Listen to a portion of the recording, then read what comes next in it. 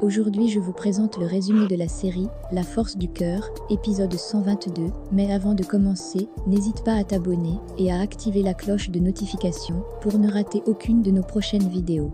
Dans la maison de Willy et de Samantha, Bernardo del Castillo arrive et annonce à ceux-ci que Lorena, celle qui porte l'enfant de Willy et de Samantha dans son ventre, est morte dans un accident de circulation, chose qui choque vraiment Samantha et Willy. Qu'est-ce que vous faites là? Je sais que ma présence est vue d'un mauvais œil chez vous, mais je suis venu parce que cette nouvelle, je ne pouvais malheureusement vous l'annoncer qu'en personne. Ah oui? Pourquoi tu viens? Pour nous raconter un autre de tes mensonges ou quoi? Non, j'aurais préféré ça. On a appelé l'entreprise un appel depuis le Mexique. Lorena a eu un accident. Pardon? Comment va-t-elle? Elle est morte. Non, ça ne peut pas être vrai. Qui vous a raconté ça? J'ai eu un appel d'un hôpital proche de Playa del Carmen. Il semble qu'elle ait eu un terrible accident de la circulation. Écoute-moi bien. Je t'en prie, s'il te reste un peu de dignité, ne joue pas avec une chose pareille, Bernardo. Ce n'est pas un sujet avec lequel on joue. Tu ne crois pas, Guillermo? Non, non, c'est pas vrai. Dites-moi que ce n'est pas vrai. Qu'est-ce que tu fais ici? Elle est venue nous dire que Lorena était morte. On m'a laissé des numéros de téléphone. J'ai appelé et on m'a confirmé. Appelez-les vous-même. Je vous raconte la vérité. Lorena est bien morte. Et de l'autre côté, lorsque Angela apprend que Juan Marcos est parti pour ne pas la mettre en danger, celle-ci appelle immédiatement Marcos pour leur demander de revenir. Juan Marcos? J'ai appris que tu étais parti. Oui, je vais te demander un service. Ne m'appelle plus jamais. Toi, tu es fâché contre moi. Je t'aime beaucoup trop pour me fâcher contre toi. Je ne comprends pas. Je ne comprends pas pourquoi tu as fait ça. Est-ce que tu vas revenir? Oui. Je vais te donner du temps pour mettre de l'ordre dans tes sentiments. Tu sais que moi je t'aime. Mais si tu ne m'aimes pas, je veux que tu te sentes libre de choisir ton chemin.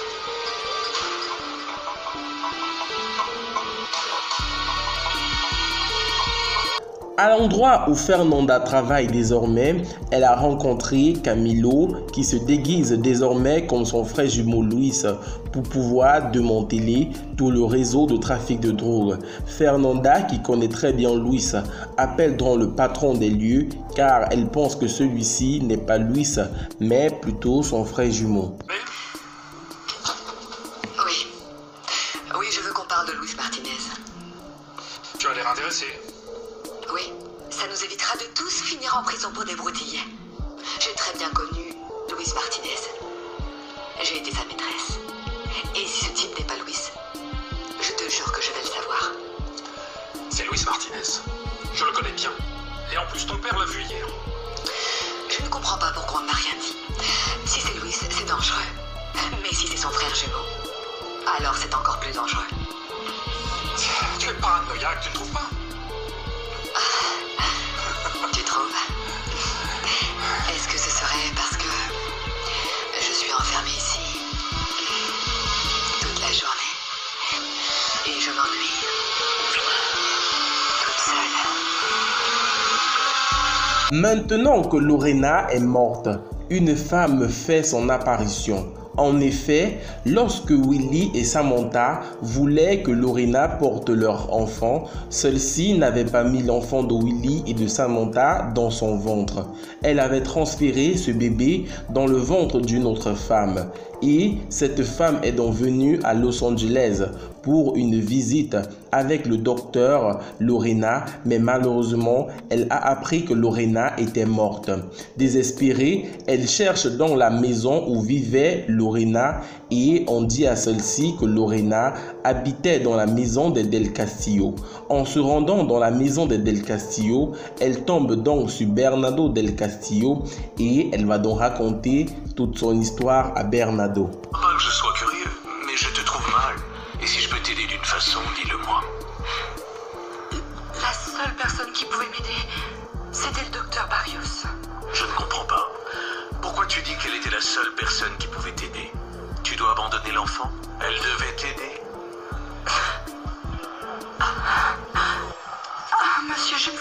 je vous fais autant confiance? Peut-être parce que je suis désespérée. Et je vous demande s'il vous plaît de ne pas me juger. Non, non, non, non. Qui je suis pour te juger? Ni toi, ni personne. Dis-moi, ça te fera du bien de t'épancher. J'avais besoin de beaucoup d'argent. Et j'ai accepté de louer mon ventre au docteur Barrios pour qu'elle pratique une insémination artificielle. Très bien. De nos jours, c'est assez commun. Je suppose qu'elle t'a mis en contact avec les parents biologiques de l'enfant. Qu'est-ce qu'il y a? Ils n'en veulent plus? Non, monsieur. Je n'ai pas la moindre idée de qui sont les parents biologiques de cet enfant que j'attends. Je ne les connais pas et elle ne m'en a rien dit non plus. Et dans la maison de Samantha et de Willie, ceux-ci sont en train de pleurer la mort de Lorena car celle-ci allait mettre au monde leur enfant. Mais il y aura sûrement d'autres opportunités et d'autres possibilités. Nous nous étions fait tellement d'illusions avec notre fille. Avec Luz. Je lui avais acheté des petits vêtements. Et même ses premiers jouets. Ah, ma chérie, nous devons pourtant accepter les desseins de Dieu. Dieu est toujours injuste avec moi. Samantha, ma chérie, vous savez Nicolas? Oui, oui, c'est vrai. Nicolas est notre rayon de soleil. Et comment je fais, moi, pour combler ce vide? Cette douleur qui me tue à petit feu. C'est vrai que Lorena est morte? Et ma petite sœur aussi? Oui, Nico. Oui, c'est vrai. Et à l'endroit où se trouve désormais Juan Marcos, celui-ci appelle le complice de Fernanda car il veut passer un message à Fernanda. C'est moi, Federico. Juan Marcos Arroyo. Ça fait bizarre de t'entendre. Je ne t'appelle pas pour te parler. Et pour que tu donnes un message à Fernanda de ma part. Oui, mais moi, je n'ai absolument aucun contact avec elle. Ce n'est pas la peine de le cacher. Je te connais parfaitement, tu sais. Alors dis-lui que je suis seul à la maison de la plage. Elle connaît bien l'adresse. Dis-lui que je l'attends. Qu'on doit mettre un point final à cette histoire, elle et moi. Tout seul. De l'autre côté, dans la maison de Juan Marcos, puisque Ena veut se marier avec Pablo, elle demande à toutes les filles de venir l'aider à choisir sa robe de mariée. Mais Fabiola semble ne pas être convaincue de ce style de robe. Celle-là et celle-là. Alors Moi j'adore celle-là, on dirait la robe. Ah, c'est joli celle-là, oui, oui, celle-là. Non, mais la précédente était incroyable avec le voile comme ça. Ah, moi j'adore celle-là, on dirait Je sais, moi aussi. Eh bien, moi j'ai l'impression qu'elles sont pas pratiques, non? J'aurais l'impression d'être coincée dans les vêtements d'ailleurs. Je ne sais pas comment les gens font pour entrer là-dedans. Attends, jamais t'as pensé à te marier ou quoi? Moi? Non, non, non, non, non. Jamais je n'ai pensé à me marier. Non, jamais de la vie. Ah non. bon? Non. Tiens, et qu'est-ce que vous pensez de celle-là? Moi, au contraire, je t'ai imaginé en robe de mariée et marchant vers l'hôtel. Dis-moi, Pablo, tu peux me prêter ta voiture? Ma moto est en panne. Ouais, bien sûr. Tu vas sortir ou quoi? Oui, en fait, dis-moi, est-ce que tu pourrais...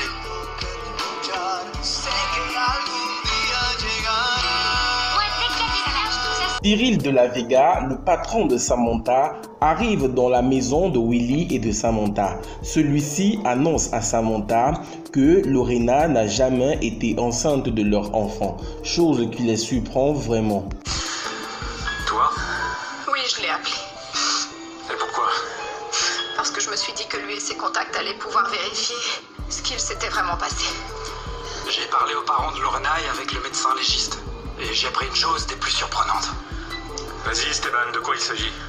Est-ce qu'il s'agit de notre bébé? Lorena n'était pas enceinte. Ce bébé n'a jamais vraiment existé.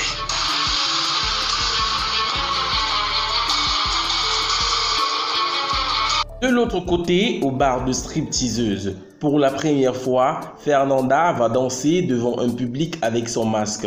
Et Miguel est là pour voir qui est cette nouvelle femme. Bienvenue à cette soirée spéciale. Nous avons un spectacle unique, plein de beauté, de sensualité, de mystère et de passion.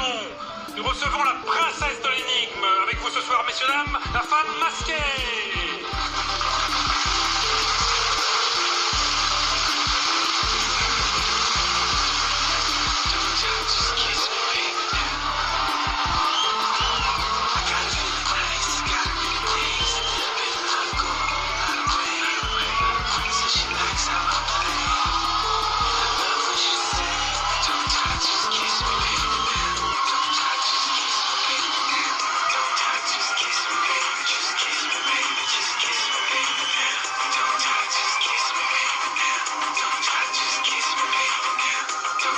Voilà les amis, c'était donc tout pour cet épisode de La Force du Cœur. N'hésitez surtout pas à vous abonner et à activer la cloche de notification pour ne rater aucune de nos prochaines publications.